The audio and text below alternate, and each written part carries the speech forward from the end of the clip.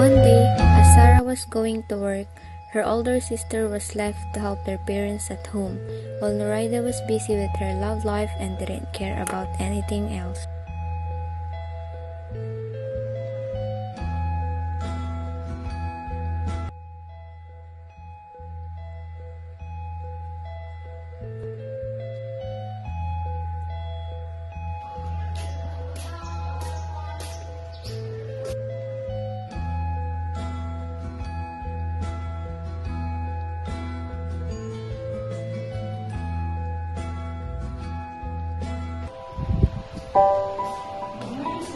Good morning. Where are you late?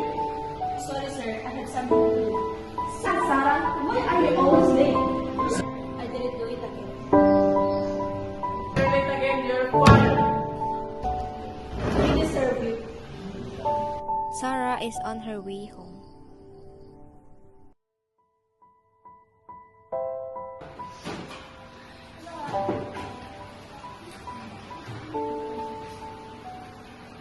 As she started working, meanwhile Sheha was cleaning up the dishes and called Noraida to help. Noraida, can you please help me? I'm busy, ate!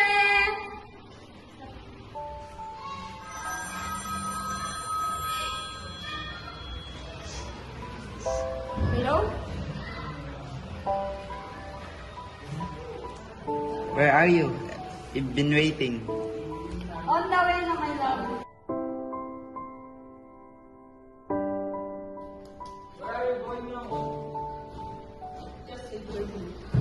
Sarah was heading home. She thought of leaving her presentation with Siti.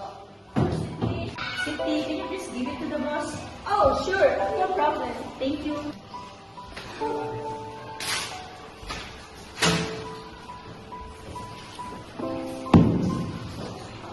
Sarah is on her way.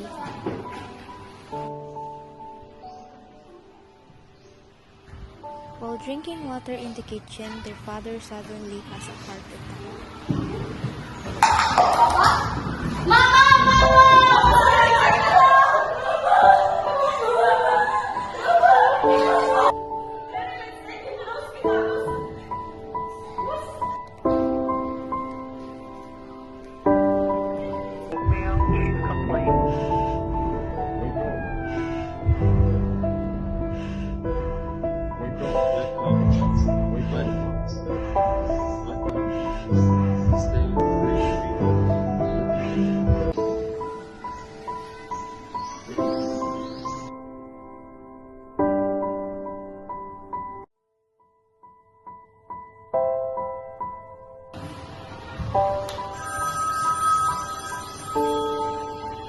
Where are the requirements I asked you to prepare?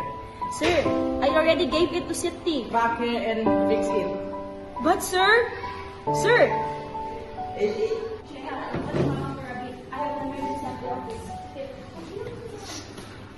oh my God, what happened to my husband? Don't happen to my husband.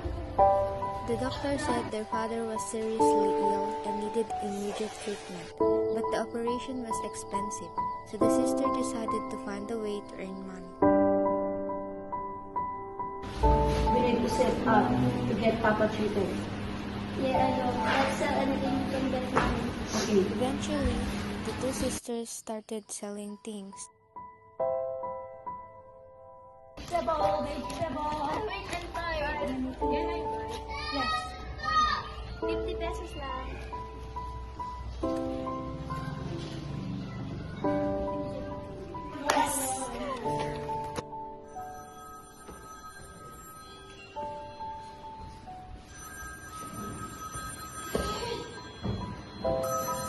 Love, someone calling you via an emergency?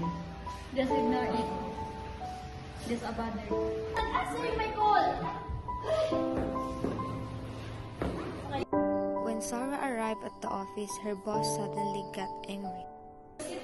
Where did you put the requirements I gave you? Oh, that? Check trust. Why is it there? Meanwhile, as Miss Asjain was waiting for her husband, her father suddenly had another attack. She immediately called the doctor. Don't tell my husband!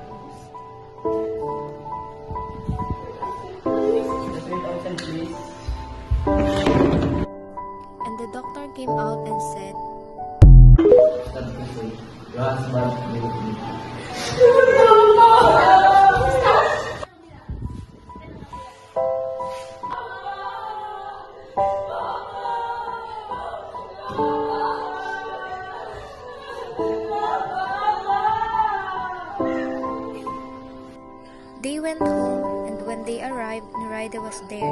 She saw her mom and sister crying. Ate, where's Papa? Where did you bring him? Why are you crying? Papa's gone!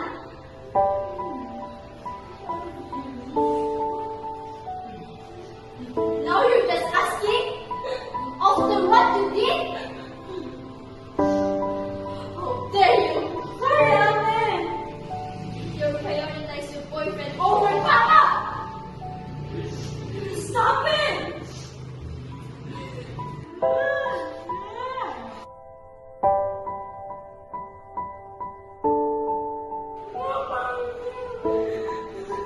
Okay, please make up already.